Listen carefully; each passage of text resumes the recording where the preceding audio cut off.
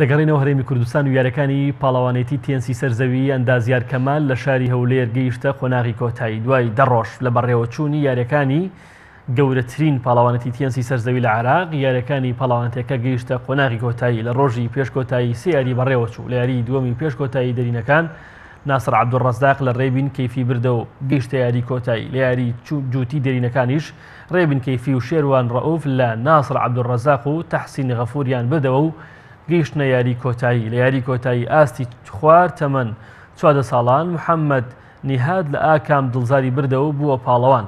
وا بڕیارە یاری کۆتایی 4 ئاستەکەی تریش ڕۆژی سێشەمە بەڕێوە بچێ کە یاریەکانی لە کاتژمێر 5 ئێوارە دەست پێ دەکات. لە یاریەکان یەکێتی تێنسی لقی هەولێر یاری دێرینەکان جووت لە نێوان ڕێبین کەیفی و شێروان ڕەئوف بەرامبەر بە بەسام محەممەد و وریە عەبدولقەهار دەبێت. یاری دێرینەکانیش تاگ لە نێوان وریە عەبدولقادر و ناسر عەبدوڕەزاق دەبێت. یاری کۆتایی پێشکەوتوانیش لە نێوان داریان عەبدولقەهار و عەبدولقادر و محەممەد ئەبوزێد دەبێت. یاری کۆتایی خوار تەمەن 10 ساڵانیش لە نێوان هانا ئابداڵ و داهێن زەردەش دەبێت.